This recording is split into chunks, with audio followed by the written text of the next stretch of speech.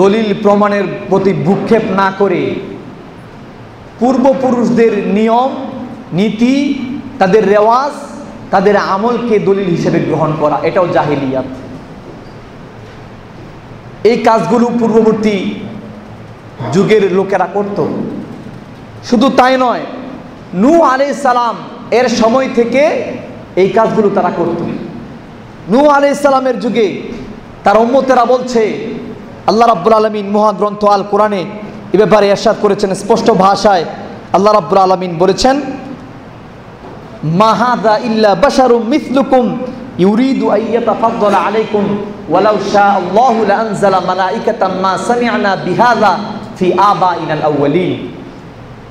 আল্লাহ বলছেন, যখন নূহ আলাইহিস সালাম তার উম্মতদেরকে দ্বীনের দাওয়াত দিচ্ছিলেন, তখন তারা বলেছিল, মা হাযা ইল্লা বাশারুম মিসলুকুম, তোমাদের মধ্যে এই ব্যক্তি যে দাওয়াত দিচ্ছে, ইউরিদু আইয়াতাফাদ্দালা আলাইকুম, সে তো তোমাদের মতো একজন মানুষ, সে তোমাদের উপরে প্রাধান্য বিস্তার করতে চায়। এর মাধ্যমে আল্লাহ যদি তার দ্বীন আমাদের কাছে প্রেরণ করতেন, চাইতেন, ওয়ালাউ শাআল্লাহু লাআনজালা মালাইকা, তাহলে আল্লাহ রাব্বুল আলামিন আল্লাহর পক্ষ থেকে আমাদের কাছে একজন ফেরেশতা প্রেরণ করতেন। কিন্তু যে তোমাদের কাছে দ্বীনের দাওয়াত নিয়ে আসছে, সে তো তোমাদের মতো একজন মানুষ। বাশারুম মিসলুকুম, মানুষ আবার দ্বীনের দাওয়াত কিভাবে নিয়ে আসে?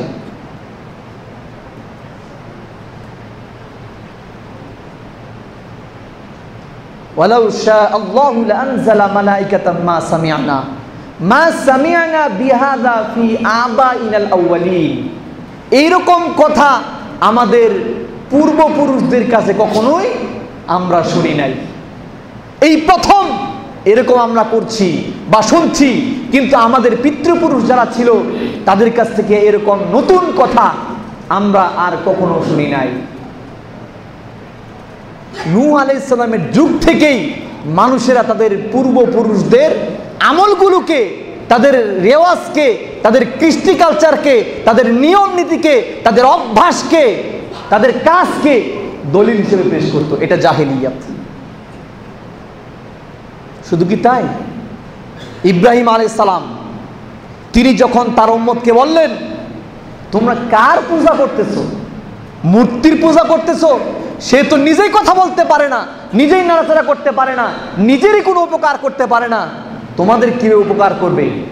তারা উত্তর দিয়েছিল, আমরা আমাদের পিতৃপুরুষদেরকে এইভাবেই পেয়েছি।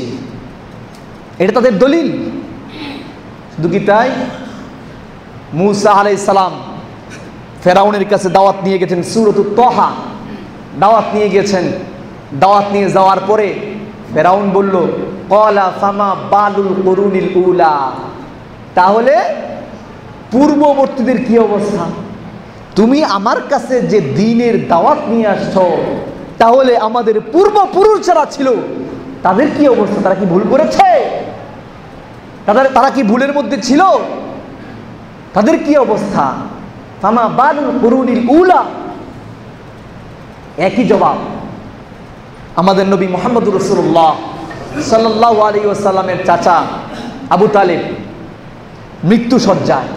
এই ব্যক্তিটি রাসূলুল্লাহ সাল্লাল্লাহু আলাইহি ওয়াসাল্লামকে চতুর্দিক থেকে সাহায্য করেছিল। রাসূলুল্লাহ সাল্লাল্লাহু আলাইহি ওয়াসাল্লামকে মৃত্যুর পূর্বে ঈমান গ্রহণ করেননি। রাসূল দাওয়াত দিয়ে যাচ্ছেন, ঈমান গ্রহণ করেন না। মৃত্যু সজ্জায় মারা যাবেন, কিন্তু মুশরিক অবস্থায় মারা যাবেন। আহারে, এই ব্যক্তিটা আমাকে এমন ভাবে বুদ্ধি দিয়ে, পরামর্শ দিয়ে, অর্থ দিয়ে, শক্তি দিয়ে বিভিন্নভাবে আমাকে হেল্প করেছে, আমাকে সাহায্য সহযোগিতা করেছে। মুশরিক অবস্থায় মৃত্যুবরণ করবে, মারা যাবে, তাহলে জাহান্নামে যাবে। রাসূলুল্লাহ সাল্লাল্লাহু আলাইহি ওয়াসাল্লাম কষ্ট পাচ্ছেন। চাচাকে বললেন, চাচা আপনি ঈমানটা এনে নেন, আপনি কালিমাটা পাঠ করে নেন, আপনাকে জাহান্নামে যাওয়ার জন্য, জান্নাতে যাওয়ার জন্য সর্বপ্রকার সাহায্য সহযোগিতা আমি করব। আপনি শুধুমাত্র কালিমায়ে লা ইলাহা ইল্লাল্লাহ পাঠ করুন, আমি সব কিছু করব।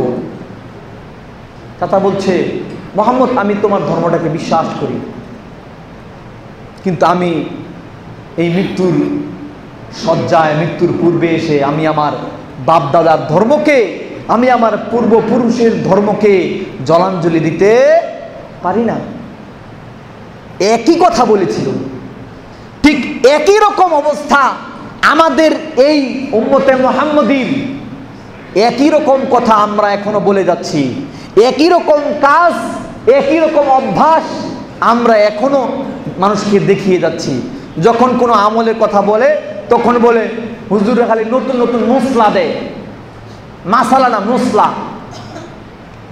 দুঃখের বিষয় জানেন, ছেলে মাদ্রাসায় পড়েছে, মাদ্রাসায় পড়ে দ্বীনের জ্ঞান অর্জন করেছে, 11 বছর 12 বছর মাদ্রাসায় পড়ে মাদ্রাসায় কাটিয়েছে, কোরআন ও সুন্নাহর দ্বীন শিখেছে, বাবাকে এবার দ্বীনের দাওয়াত দিচ্ছে। এই বাবাই ছেলেকে মাদ্রাসায় ভর্তি করেছে। যখন বাবার মধ্যে কোনো অন্যায়, কোনো অপকর্ম দেখে, আর বাবা যখন ছেলেকে পরামর্শ দেয়, আল্লাহ রাব্বুল আলামিনের মহাগ্রন্থ আল কোরআন থেকে দলিল দিয়ে, রাসূলুল্লাহ সাল্লাল্লাহু আলাইহি ওয়াসাল্লামের হাদিস থেকে দলিল দিয়ে বলে, বাবা আপনার এই কাজটা ভুল, এটা কোরআন হাদিসের সাথে মিল নাই। তখন বাবা সন্তানকে বলে, আমার মুসলা দেশ, নতুন নতুন মুসলা কই থেকে পাইছস? দেখেন কি জাহিলিয়াত।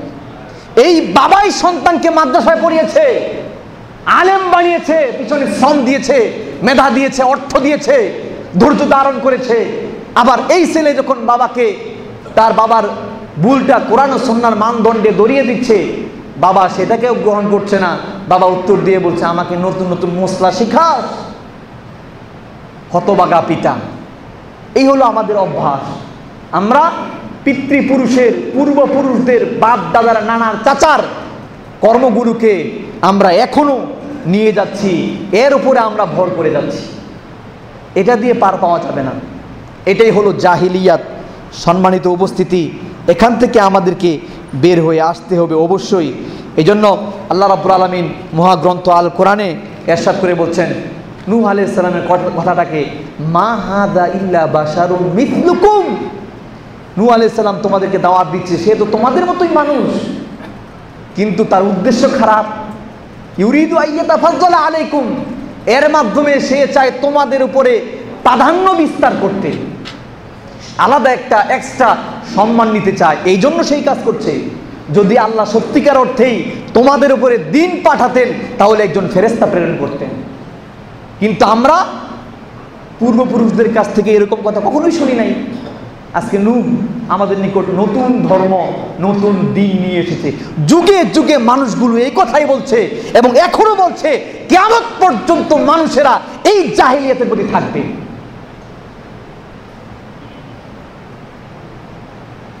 সম্মানিত উপস্থিতি, এই বিষয়টি আলোচনা করেছেন মুহাম্মদ ইবনে আব্দুল ওয়াহাব। তিনি এই পয়েন্টটি টেনে নিয়ে এসেছেন। তিনি বলছেন, মানুষগুলো দলিলের প্রতি ভ্রুক্ষেপ না করে পিতৃপুরুষের দোহাই দিয়ে আমল করবে, এবং তিনি তার জাহিলিয়াতের কিতাবের মধ্যে এটাকে অন্তর্ভুক্ত করেছেন। সাবধান, সাবধান হয়ে যান। পিতৃপুরুষের দোহাই দিয়ে আমল করলে এটা আল্লাহ গ্রহণ করবেন না। আপনাকে সাবধান থাকতে হবে। সব কিছুতে আপনি নতুনত্ব খুঁজেন, সব কিছুতে আপনি অথেন্টিক সোর্স খুঁজেন। আমলের ক্ষেত্রে আপনি পিতৃপুরুষের দোহাই দিলে চলবে না। আপনার বাড়ি, আপনার গাড়ি সব নতুন নতুন মডেলের, নিউ মডেলের বাড়ি, নিউ মডেলের গাড়ি, আপনার নতুন নতুন অ্যাঙ্গেলে আপনি সব কিছু করছেন, নতুন মডেলের কাপড় পরেন, আপনি নতুন নতুন মোবাইল কিনতে পারেন। আমলের ক্ষেত্রে বাপদাদাটা ধরে রাখেন, আর নিজের ব্যবহারের ক্ষেত্রে নতুন নতুন খোঁজেন। সম্মানিত উপস্থিতি, কিছু কিছু ভাইয়েরা আমাদেরকে, আমরা যখন দলিলের কথা বলি তখন আমাদেরকে ফিতনাবাজ বলে। নবীকে লক্ষ্য করে আল্লাহ বলছেন, হে নবী, আর যদি তুমি পৃথিবীর অধিকাংশ লোকের আনুগত্য করো, তবে তারা তোমাকে আল্লাহর রাস্তা থেকে পদচ্যুত করে দিবে। কি বলছেন? নবীকে লক্ষ্য করে আল্লাহ বলছেন, আর যদি তুমি পৃথিবীর অধিকাংশ লোকের আনুগত্য করতে যাও, তবে তারা তোমাকে আল্লাহর রাস্তা থেকে পথভ্রষ্ট করে দিবে। কাকে বলছেন? স্বয়ং নবীকে, আমাদের নবী মুহাম্মদ রাসূলুল্লাহ সাল্লাল্লাহু আলাইহি ওয়াসাল্লামকে বলছেন। যার উপরে দ্বীন এসেছে, যার মাধ্যমে, যার উপরে কোরআন নাজিল হয়েছে, সেই নবীকে লক্ষ্য করে আল্লাহ বলছেন, সাবধান। অধিকাংশ লোক আনুগত্যের, আমলের মাপকাঠি নয়। আল্লাহ রাব্বুল আলামিন কোরআনে অনেকগুলো আয়াত নাজিল করেছেন এ ব্যাপারে। মহান আল্লাহ রাব্বুল আলামিন সূরাতুল আরাফের 187 নম্বর আয়াত আল্লাহ বলছেন, ওয়ালাকিন্না আকসারান নাসি লা ইয়ালামুন, অধিকাংশ লোকই জানে না। কিন্তু অধিকাংশ লোক জানে না, অধিকাংশ লোক জানে না, তারা অজ্ঞ, তারা মূর্খ, তাদের সঠিক জ্ঞান নাই। অধিকাংশ লোকের মানদণ্ড চলবে না, দলিল ছাড়া কোনো আমল চলবে না, আপনাকে দলিলের অনুসরণ করতে হবে। সম্মানিত উপস্থিতি, একইভাবে আল্লাহ রাব্বুল আলামিন এই সূরাতুল আরাফের 106 নম্বর আয়াত আল্লাহ একই কথা বলেছেন। শুধু কি তাই, আল্লাহ রাব্বুল আলামিন মহাগ্রন্থ আল কোরআনে সূরাতুল আরাফ বলছেন, ওয়ালাকাদ যারানা লিজাহান্নামা কাসীরাম মিনাল জিন্নি ওয়াল ইনস, আমি অধিকাংশ জিন এবং মানুষের জন্য জাহান্নামকে বানিয়েছি, জাহান্নামকে রেডি করে রেখেছি।